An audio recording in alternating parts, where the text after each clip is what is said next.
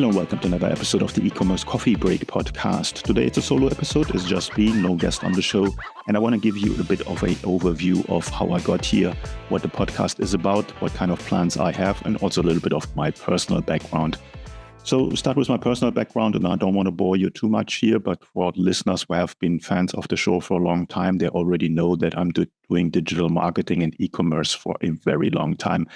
I started in the late 1990s with the company Johnson & Johnson back in Germany, working when the internet just came up. I was at the right time, in the right place, and became one of the first webmasters. Back in the time, that was a word, and was managing a ton of different websites for this kind of medical company. Then I ventured into a consulting company before in 2001, having my first own startup. So I was early to the game. And this was what's now called a SaaS. So we were a service provider, a software service provider for event management. We developed our own service, our own software. It was a long and rocky road, as it is for a startup founder. And I sold my my shares after 7 years or something like that. And then ventured on and started basically a new career in business development, still in digital marketing in South Africa, in Cape Town.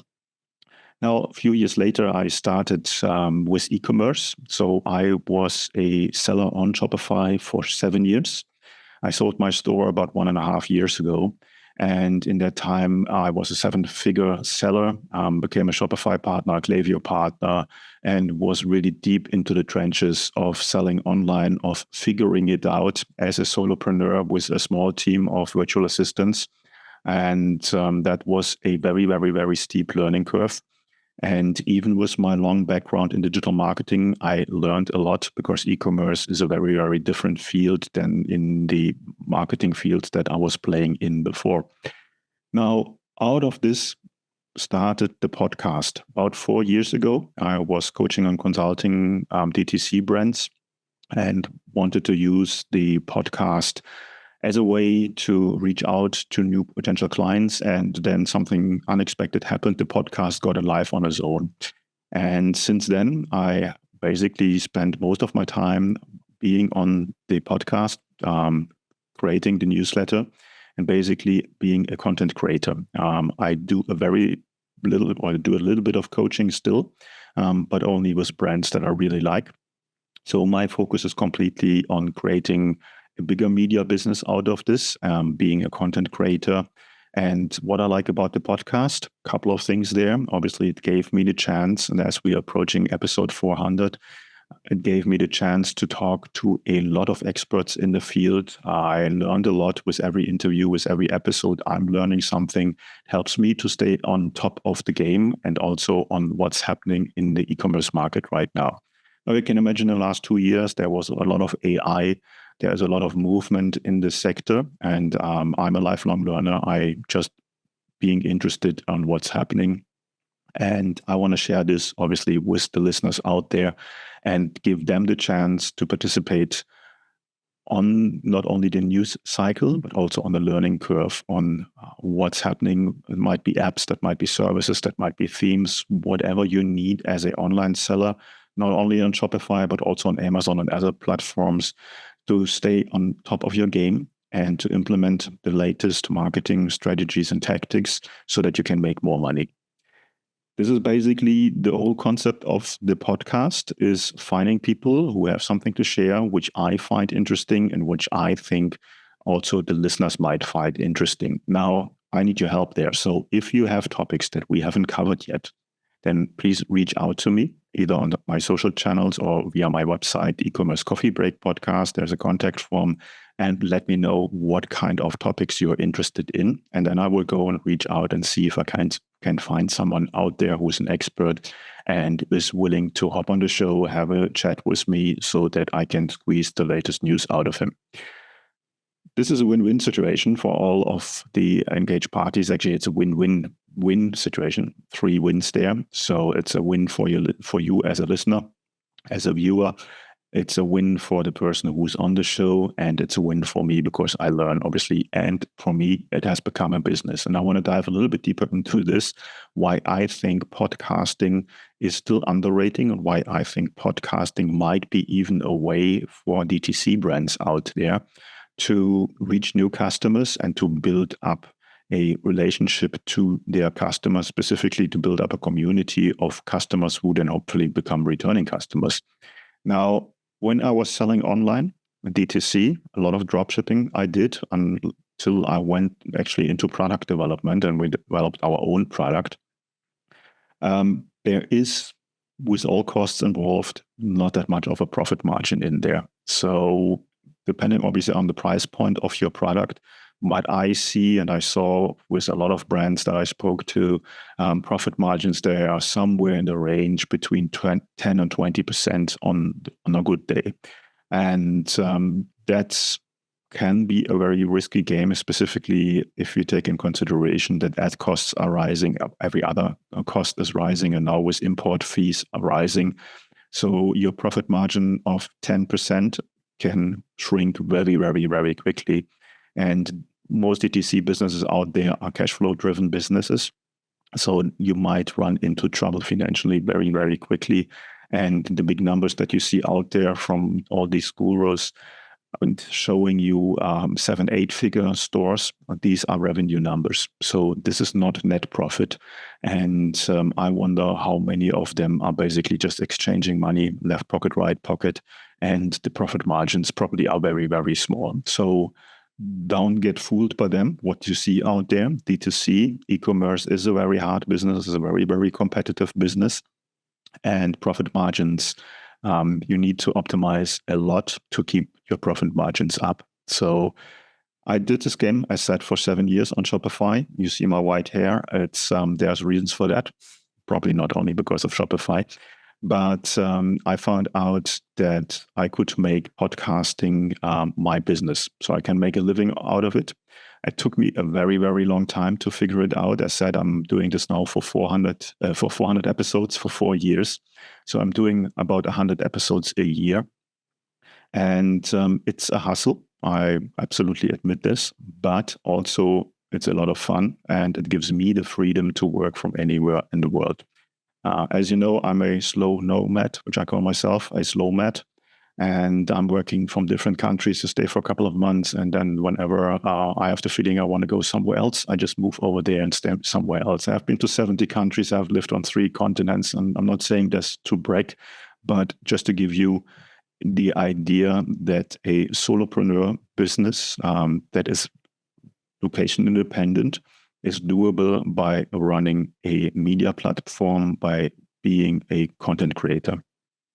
Now, I'm in my 50s, so I'm not a 20-year-old influencer. I've met a lot of them, and I still meet a lot of them at some networking events. So I have a very strong foundation of building businesses. I have bootstrapped more than one business, and so is the podcast. It took a long time to figure out how to make money with it. Most podcasts out there in the world, and I reckon it's about 95% of all podcasts are not making any money. And you need to really put it together. So I want to give you a bit of an idea why podcasting is a good idea. A podcast is a marathon, it's not a sprint. You need to stay on it for a long time to build up a community, to build up trust, to have returning listeners, so to say, fans and super fans. And then obviously, once you have built up this trust, you can start selling through this channel of a podcast. Now, a podcast is the slowest and most difficult of all social media channels out there, but it has really one big advantage over all the other social media channels. A podcast is being listened to while you're driving your car, while you're commuting, while you're doing the dishes, while you're shopping, while you're at the gym. So because of the audio format, people can listen to it wherever they are and if they do something else. With all the other platforms, you need to look at your device, might it be Instagram, Facebook, whatever's out there, YouTube, and you're sort of bound to a device and you can't do much else beside of looking at it. So that means I'm in your ear twice a week with my guests, and you can consume our content, our information, whatever we just provide in the show, wherever you are, whatever you do. So big advantage there of podcast over every other medium, but it's very competitive. So there is about 4.1 million podcasts out there, but only about 10% are active. So let's say there's about 400,000 podcasts out there who have published an episode in the last 90 days. We launch twice a week, every week.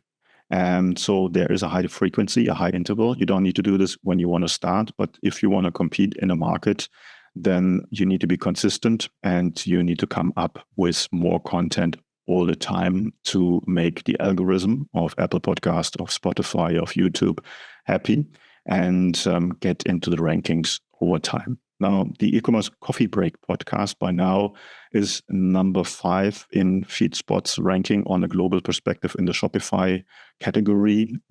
It's a 5%. It's among the top 5% worldwide over all categories, all topics. And we have a ton of listeners every day. All episodes are being listened all the time. But it took a long time to get there. The show obviously is run by sponsors, by advertisers, by featured interviews, and a couple of other things that are affiliate marketing. So there's a number of different income streams there to make this possible. And with the podcast goes the newsletter, which also goes out twice a week. The newsletter, again, there is the chance to have ads in there. I have very good brands by now that are using the newsletter to promote their brands to my audience. Again, a lot of content creation there. So 4 times a week, we send out either the newsletter or the podcast. And with me, that means by now I'm not a solopreneur anymore. I have a team in the background. They're all freelancers, virtual assistants, so no one is under contract. And but it's a well-oiled machine by now, so it works really, really well. And anyone out there can make this work. So if you have a brand and you sell something and there's a story to what you sell, and you can continuously add to this story, then you can look into podcasting. You might do this for free, just as a marketing channel to sell more of your products or services. That's one way to do it.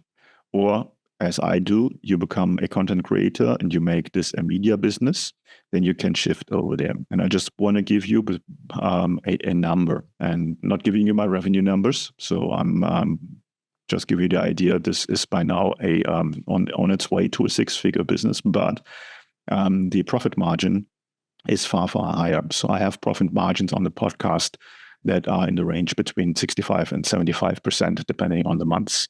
Compare this to your 10 or 20% profit margin and the hustle that you have with the online store. I'm willing to say that this is the more fun business.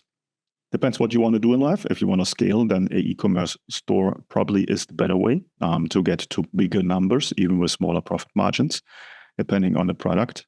I'm at a point in my life where I just want to travel. I want to have location-independent freedom and just want to make enough money to finance all of this of my lifestyle. So the podcast can do this if that is something you want to do. And I get approached a lot with networking events of people. It's like, how can I do this? And this is why I'm doing this episode today. This is absolutely doable. Podcasting is simple, but it's not easy. So simple means the technical setup, relatively easy, but you don't need much there. There's a lot of services for editing and whatever you can buy on Upwork or Fiverr to make this work, so you don't need to become an editor yourself. And then you can publish your first episode. But again, it's a long-term game. If you're just thinking, I publish 2, 3, 10 episodes, I will get tons of listeners, visitors, and business, you are on the wrong path. So I'm just giving you this as an advice. I don't want to ramble much longer than this. I just wanted to give you an update about the show. So as mentioned, we are approaching episode 400. I have a long list of guests piling up with interviews that I'm doing within the next couple of weeks. I will take off a week myself in June and do a little bit of traveling. And we will stay basically, or we'll try, me and my team will try to get better with every episode. We're doing a lot of A/B testing in the background. And I hope that you, the listener, still like what we're doing. And as mentioned, I want to motivate you to contact me anytime. I read every email that's coming in, and give me your feedback, your ideas, your criticism, to make the show bigger and better. And the bigger and better the show is, the more interesting guests I can get on the show. That's it for now. I see you in the next episode with my next interview, and stay tuned for whatever's coming next. Thanks so much. Have a great day. Bye-bye.